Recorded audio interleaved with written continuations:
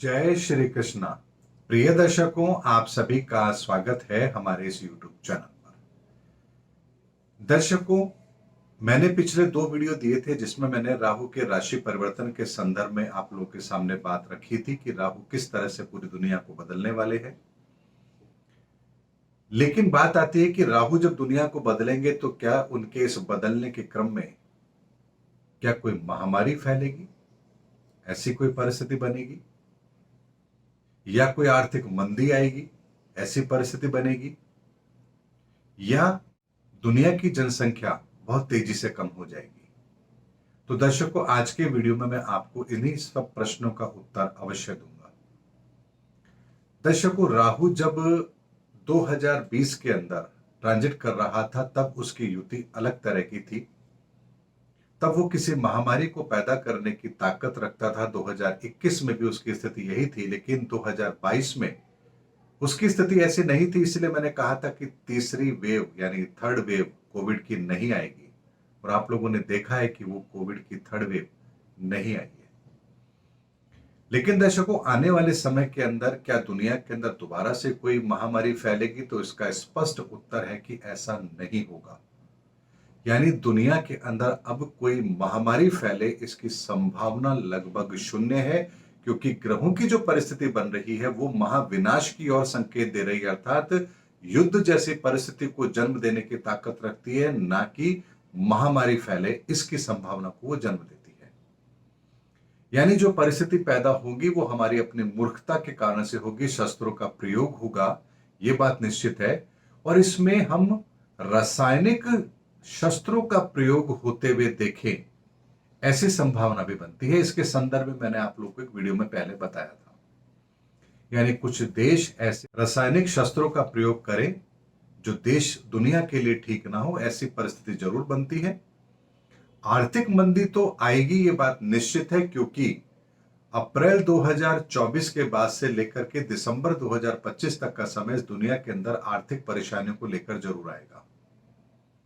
लेकिन यदि इस दुनिया के अंदर कुछ देशों ने रासायनिक शस्त्रों का प्रयोग किया, परमाणु शस्त्रों का प्रयोग किया, तो इस दुनिया के अंदर जनसंख्या के अंदर तेजी से कमी आए, ऐसी परिस्थितियां भी जरूर बनेगी। आंकड़ा मैं नहीं बताऊंगा क्योंकि वो ज्योतिष का विषय नहीं है। कितने लोग रह जाएंगे, कितने नहीं रहेंगे, ये ज्योतिष का आकलन नहीं है। लेकिन जनहानि हो ऐसी संभावना बनेगी। यदि हमने रासायनिक शस्त्र और परमाणु शस्त्रों का प्रयोग किया तो मानव त्रासदी जरूर आएगी, और ऐसा होने की संभावना भी बनती है, क्योंकि जो परिवर्तन है ग्रहों का जो 2024 में और 2025 में होगा, वो कुछ इसी तरह की स्थिति को पैदा करने की तरफ इशारा कर रहा है, जहां कुछ देश अपनी मूर्खता के कारण से ऐसी परिस्थिति को पैदा कर दें जिस परिस्थिति को कंट्रोल करना बहुत मुश्किल हो। और दर्शकों, मैंने आपको एक बात और कही है कि 2027 के बाद ये दुनिया वन वर्ल्ड ऑर्डर की तरफ बढ़ेगी, यानी कि उसके बाद ये पूरी दुनिया किसी एक चीज को लेकर के आगे बढ़ेगी, चाहे फिर वो हमारी अर्थव्यवस्था हो, सामाजिक व्यवस्था हो, या राजनीतिक व्यवस्था हो। इन सब के अंदर एक बहुत बड़ा परिवर्तन आए और पूरी दुनिया किसी एक आइडियोलॉजी को फॉलो करे, इसकी संभावना बनेगी। लेकिन उससे पहले जो परिस्थिति बनेगी युद्ध की, महाविनाश की, वो थोड़ी अलग तरह की होगी। लेकिन महामारी नहीं होगी, ये बात निश्चित है, क्योंकि महामारी के लिए जिन ग्रहों के कॉम्बिनेशन की जरूरत है वो इस समय पर 2025, 26, 27 तक नहीं बनेंगे। दर्शकों, जब तक राहु और केतु किसी और ग्रह के साथ आकर के दूषित नहीं होते हैं, तब तक किसी भी ऐसे महामारी के प्रकोप का जन्म नहीं होता है, ये बात निश्चित है। और हर 100 साल के अंदर एक कॉम्बिनेशन ऐसा बनता है जब इस दुनिया में महामारी भी आती है, चाहे हम 1900 का समय लें, चाहे 2020 का समय लें। 1922 के आसपास भी हमने महामारी को फैलते हुए देखा था, 2022 में भी देखा है।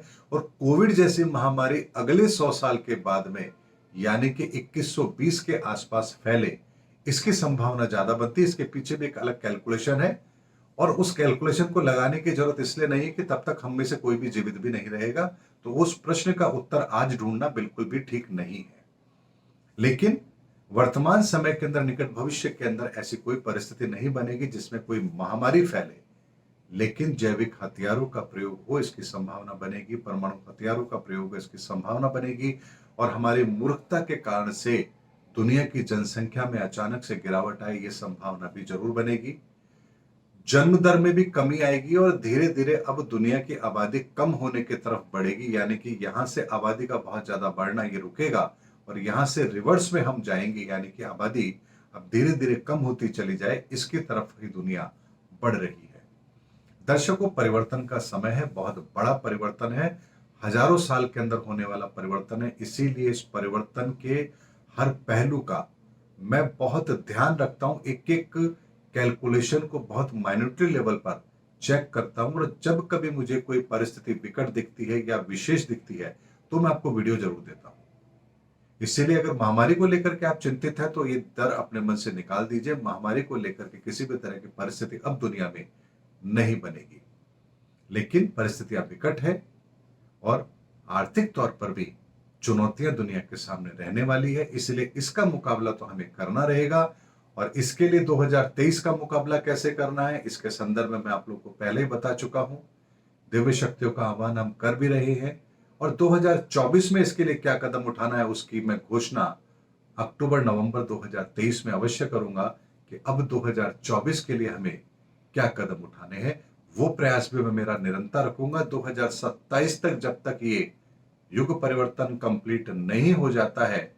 मैं इसी तरह से वीडियो के माध्यम से आप लोगों के साथ कनेक्ट रहूंगा, और हर परिस्थिति के जन्म से पहले आपको एक विशेष आकलन भी जरूर दूंगा, और उस परिस्थिति से मुकाबला करने के लिए हमें क्या करना है इसकी भी पूरी रूपरेखा मैं आप लोग के सामने जरूर रखूंगा।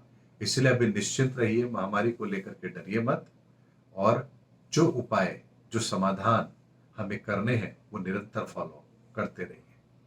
उम्मीद करता हूं दर्शकों मेरा वीडियो आपको जरूर पसंद आया होगा। अगले वीडियो में आपसे फिर भेंट होगी, तब तक हमारे चैनल पर बने रहिए। जय हिंद, जय भारत।